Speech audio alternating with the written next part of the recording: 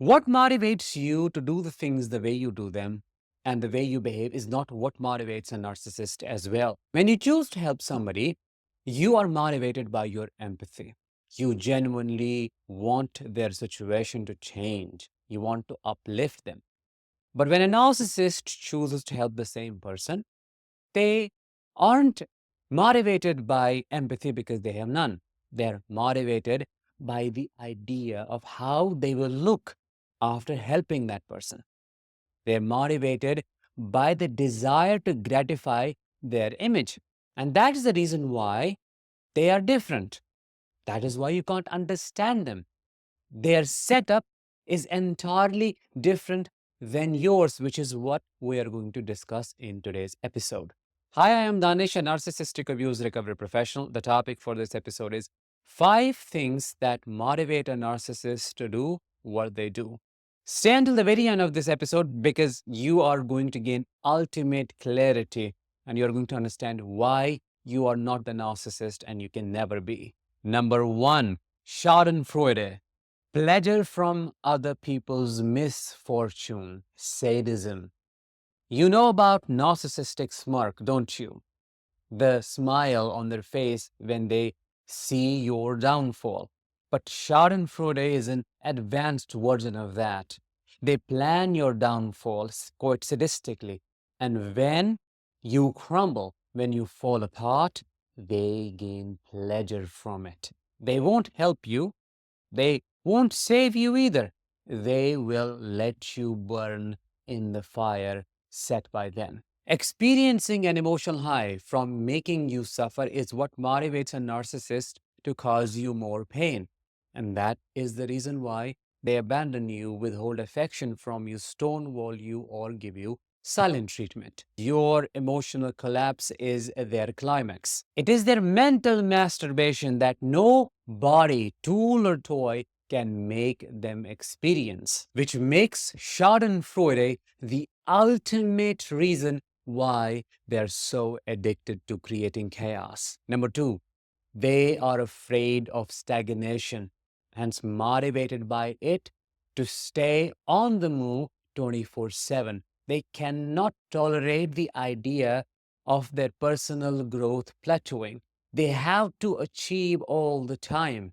And that's why they make impulsive decisions for themselves and for you. For example, my father would appear in examinations that he did not need to crack, but he studied, even at the age of 40 plus, only for the high of cracking them. He needed that accolade. He needed that trophy. He needed that achievement, which is why we would never see him relax, chill out, or truly spend some time with his family. He then projected the same rush on me, on my life, and that's why I took decisions that I was not involved in. He wanted me to crack the toughest examinations just for his sake.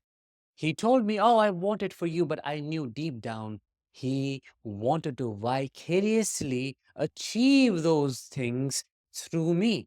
And that was my motivation not to appear in those examinations at all. You can never achieve real peace when you are with a narcissist.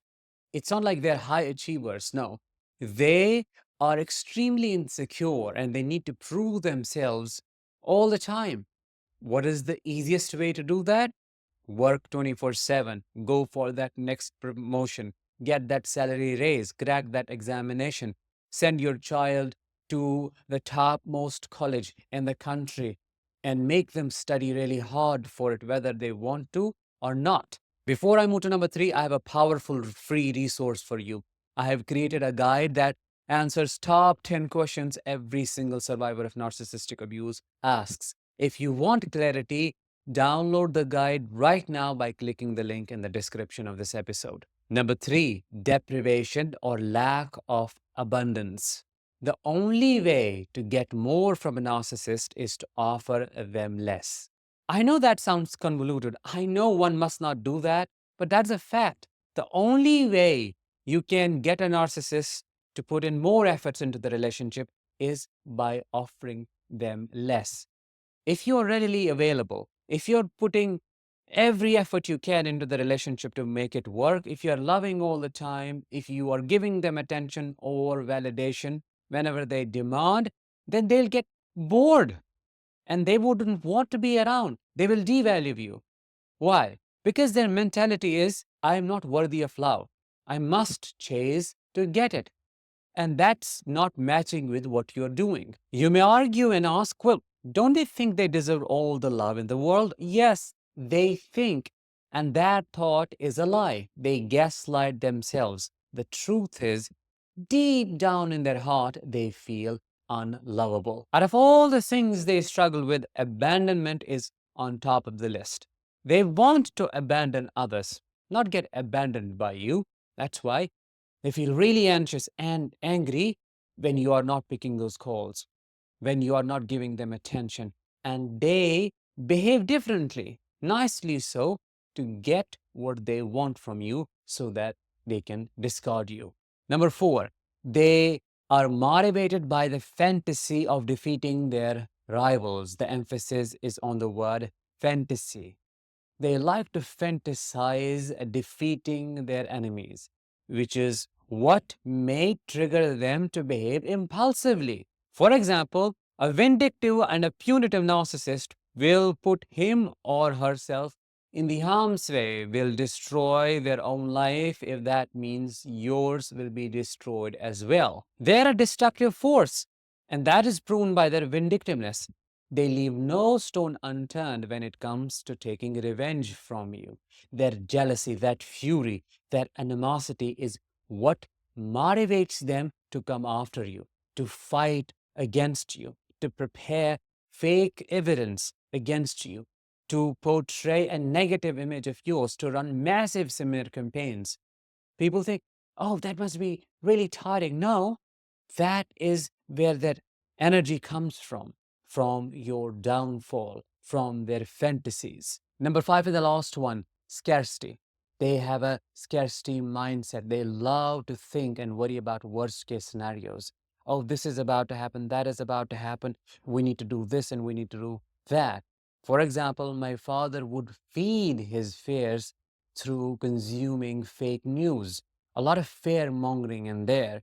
He would talk about wars happening all over the world and how that would impact us. And then he would behave quite weirdly. He would buy ramen noodles or dried fruits or some pulses and stuff like that, assuming that war is going to happen within a few days and we need to preserve and reserve things. That would make him really controlling. He wouldn't even let you eat properly. Oh, save it for the day, save it for what is going to happen. They love it. And it would feel home-like to him. For us, it was really bad to be around, but for him, it was his equilibrium, his inner environment matching with the external. That chaos, that tension, that thickness in the air is what motivated him to keep doing what he was doing. That was number 5. With that, let's bring this episode to an end. But before you leave, I have a question for you. What else do you think motivates a narcissist that does not motivate normal people? Drop your answers in the comments below, and I'll talk to you in the next one. Until then, as always, let the healing begin and continue.